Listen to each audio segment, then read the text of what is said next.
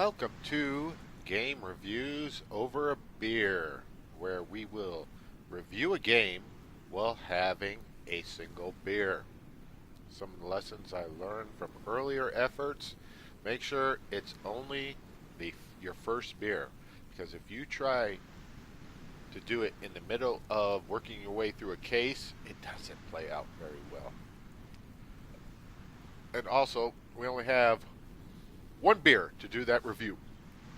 And just to add to the friction and make it more of a challenge like a real good game, we have something really salty before we have that first sip of beer. And today I am drinking a Corona Extra. I'm also going to try to alternate beers as we do different reviews. Corona Extra, I will just go ahead and say it's a beer I definitely enjoy. And anytime I have Mexican food, Corona Extra is my beer of choice. And for whatever reason, I always feel like a Corona Extra goes really well with the salad. I'm not sure why that works. But anyways, here we go, the first sip of the beer, and we begin. Oh, that's good.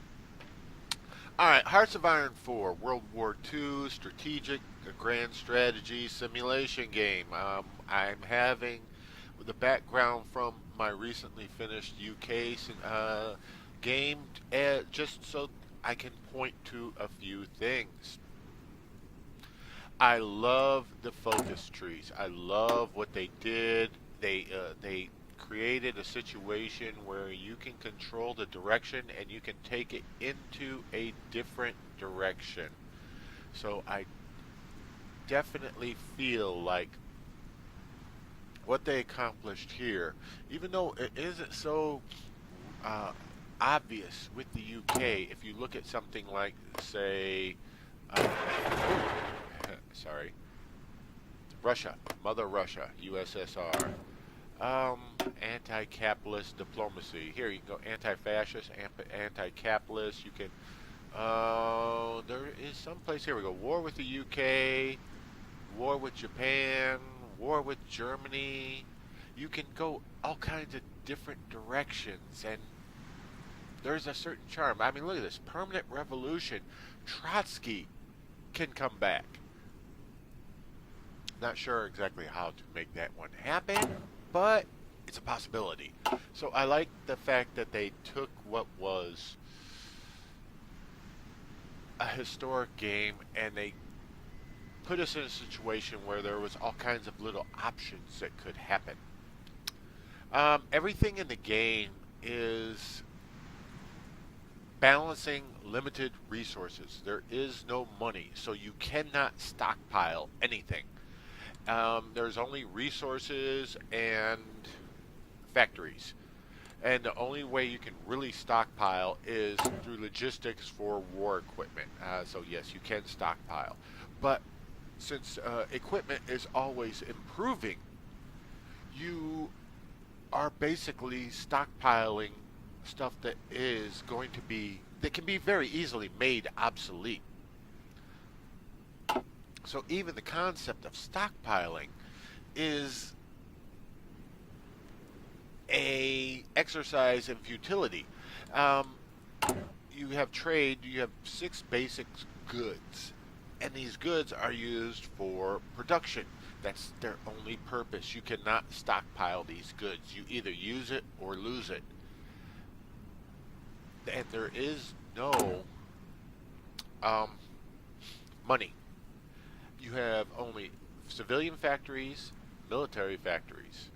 You are either making civilian goods or military goods. It is civilian goods that you use to trade for raw materials, because you are basically taking the products and you are trading that product. Products that you could use on your own civilians. Make your civilians happy. And when your civilians are happy, they are more productive. And when they are more productive, you can build more stuff in construction. So it does work out. The math does work out. They do successfully eliminate money. And you can also be trading your raw materials outside of the country. And then you will get an increase in your construction because those goods are being used to keep your population happy and make them more productive. But, this is the big but, you don't control the price. You don't control the sales. It is the needs of the other locations that will justify or determine, is a better word, determine how much of your goods are traded for. And it is your relationships through trade with different, the influence, your relationships with different countries that will determine whether or not they choose to trade with you or someone else. Not price, the relationships. So I love the way they took money out of the mix. And just to continue with this balancing concept, you only have two kinds of land leaders. You have admirals too, but there's only one kind of admiral. Excuse me. Time for a drink. There's two kinds of land leaders. There's generals and field marshals. Generals can only control X amount of divisions. Right here, 24 divisions. He's got 5 of 24 divisions. Admirals can control an unlimited number of divisions. Well, then just make everyone an admiral. No. It doesn't work that way. Admirals have special abilities. I'm sorry, not admirals. Generals have special abilities. If you look here, skill is the same. You have X amount of skill, you get 5% bonus for every point of skill you have. And if you have a 5 general go up against a 4 general, then the 5 general is going to have 5% advantage over the 4 general. But the abilities are different. You see, you have this guy, he's learning traits Mountaineer and Ranger. And he already has Trickster, which is a plus 25% reconnaissance. But if we look at Montgomery here, he is learning Defensive Doctrine, Fast Planner, and Charismatic. He has Logistics Wizard and Offensive Doctrine. So everything is a trade-off. What is more important to you? Is it more important to be able to put more, and if you go beyond the 24, you can go beyond the 24 division limit, but you're going to suffer a penalty. So once again, everything is a balance. You have to weigh your options. You have to balance your needs, your desires. You're balancing resources. You're balancing production. Production is also limited. Here is a perfect example. You have so many naval dockyards that can make ships, so many military factories, just like we were talking about the civilian factories that can be used for construction. They can make more military factories, but you only have so many military factories. You only have so much land. Let's go back that thing up right there. Construction, you only have so much that you can build in your land. That's it. Your land has a certain capacity to begin with. And so you have to balance out your needs. What do you need more? Do you need more civilian factories, more military factories, more dockyards? Luckily, you can go back in and change these later. But still, you're constantly trying to balance the overall capacity of your country that you are playing to be able to progress, to become more powerful, and yet still be able to wage war. Because you can't just go out and blindly wage war, because you will run out of equipment. And even manpower is limited. The UK has an overall core population of 49.69 million, and right now it has a non-core population of another 82 million. Total available manpower based on 5% of draft, being able to draft 5%, 2.56 million. I have 1.31 million available, which means I have a total of 1 point whatever million in the field. Used manpower, here it is, 7.72 in the Army, in the Air Force, Royal Air Force, 24,000, and our 213,000 in the Navy. This isn't even counting my casualties. So, and I'm using extensive conscription, which, where is it at? Here we go. Conscription. What level of conscription do you want? Every level that you increase has or decrease has an adverse or positive effect. Scraping the bottom of the barrel. 25% recruitable population, factory output drops, dockyard output drops, construction speed drops, and training time increases. Everything is a balance. And it's the same with your economy, your trade, trade. Everything is a constant balance, and you have all these little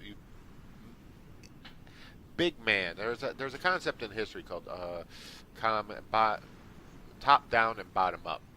Those are the two basic concepts. Top down is basically that great men cause great changes in history, like Washington, Churchill, who we are looking at. And then there's also bottom up. That it's the person that's in the trenches that makes the difference. Well, here that you can affect the big man to find out exactly how they will cause changes. Here we go. Political advisor. Different effects. Like, here we go. Armament organizer. Civilian to military factory conversion cost drops 20%. Quartermaster general increases construction speed of air bases, naval bases, rocket launches, but you only get 3. You have all these people available, plus this guy who's already at work and he's not in here anymore. All these people are available. You only got 3 that you can choose from. Now you can go back and change it. Like I could go back and fire him and replace him with someone else. That is a possibility. And same with, you have research, production limitations, you have military staff limitations that will affect your military, your skills. It is all about the balance. Now, the graphics. Let's go over here. I have no real problems with the graphics. It's basic. Oh, I don't have any. The war's ended, so I can't show you any of the conflict. Very basic. It's not really bad. It's not anything to write home about. If there is a problem, it is with the AI. Let me just go ahead and Montgomery. Alright, Montgomery is stacking up all of his divisions upon this front. This is going to be next to impossible to show you, but these are all the battle plans that I can set up. And the AI can get really sketchy, really annoying. The only upside of the bad AI is the fact that when you take over as a person, that once you start micromanaging, and you can micromanage these units in the field, once you start micromanaging, you become more effective than the leaders in the field. So it would stand to be a solid argument that that's the reason why you are in charge of everything, because you are better. The downside is if you want to play a truly strategic level game and you want the commanders in the field to do the job, oh boy, are you in for a nasty surprise, because no matter how much trouble you go through setting up your orders, it never seems to work out the way you want it to, you expect it to, the way it should. Now, the naval battles, once again, the limitations are good, decent. The naval battles, there is no real control. So, and if there is, I haven't figured it out yet. I haven't quite learned that aspect. There is so much to absorb in this game. That's part of the joy of it. I mean, you look at this. This is just my division overview. And if you notice, the Canadians sent me a division because obviously they're Commonwealth. And even, I believe this is the Belgium. No, here's Belgium. Belgium has sent me divisions because we're in the Allies. Denmark has sent me divisions. Canadians or Belgians, and which the French didn't send me divisions. I'm kind of disappointed. I think that's a Dutch right there. So these divisions are still at my command, and I assign them. Supplies and reinforcements are determined by our allies, which is why you would want to set up Lend-Leases. Where's that? Sending them expeditionary. Here it is. Start a Lend-Lease. You send them equipment so they can use more of their recruitable population for the military, because they have limited production. Even the balance of diplomacy, which is very well shown by the World Tension Generator. Now, I probably would be the highest. There is serious flaws in the concept of world tension, but overall, it works very well at the beginning game. It's the end game that it becomes annoying, because almost no matter what you do as a victor, because you are the victor, you are causing world tension. Even if you liberate all of the countries, you do not set up any puppet states, you just liberate them all, you are still causing world tension. Now, early on,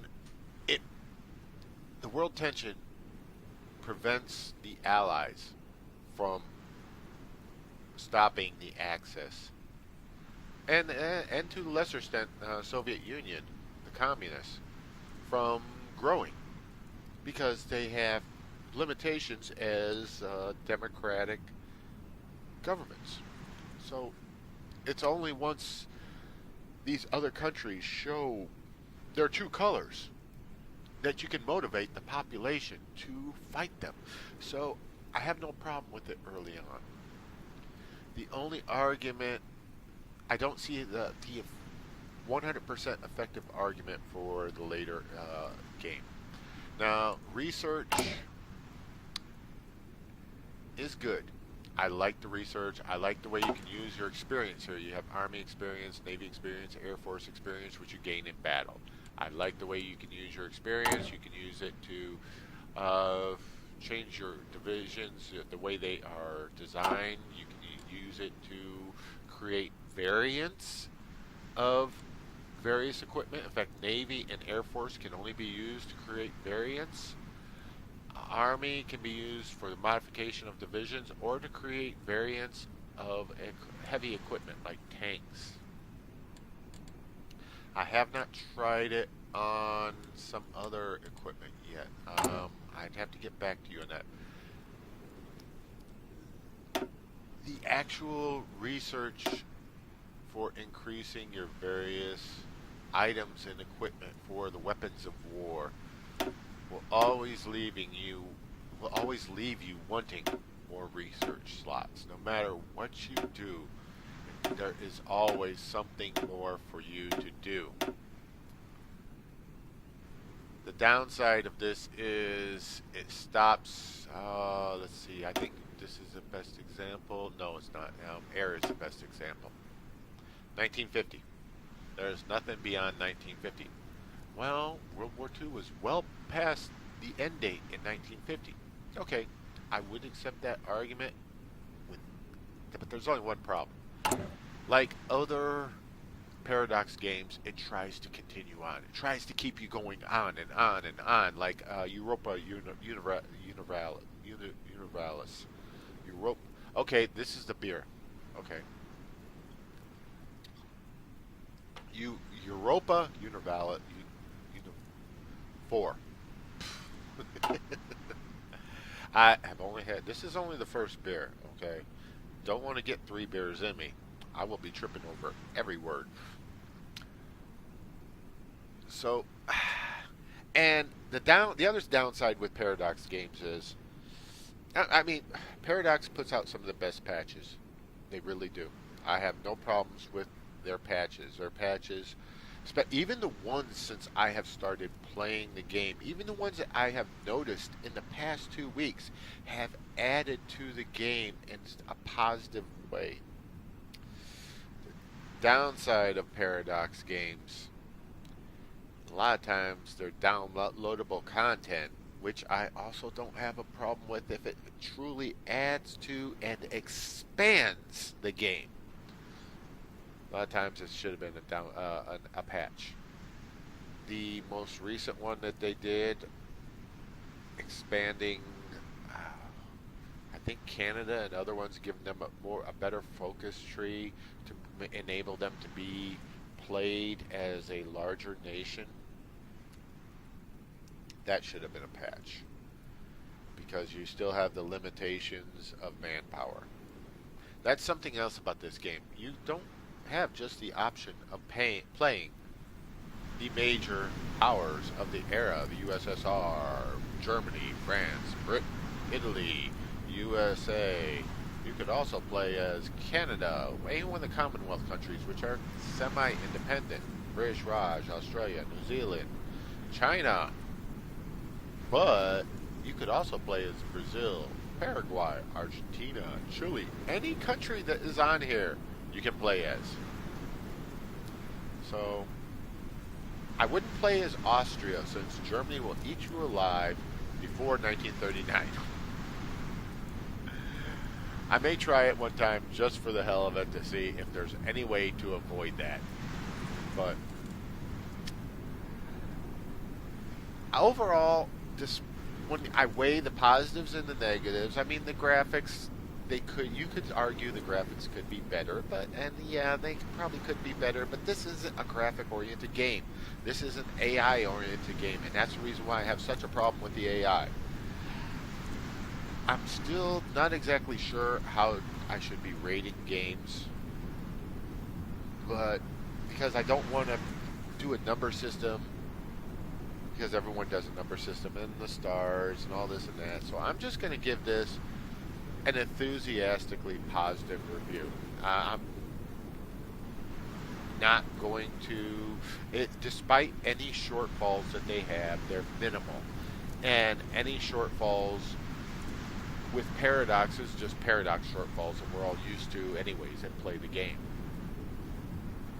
The overall depth that they went through in this game definitely adds to the grand strategy genre that exists. This is definitely a step up of any grand strategy game that I have ever played on computer or even on a board. Because you got to remember the old school Avalon Hill games, which had a lot of depth in them as well. And I still have to say, this is the best that I have played. It can keep you on a high, trying to balance the pros and cons of running a country in the middle of war, which is basically a war for your survival. So I'm going to end this here, have my last sip of beer, and thank all of you. And I hope this one turned out better than my last effort, which I ended up trashing. So we'll review this and say yay or nay tomorrow when I'm sober. Bye-bye.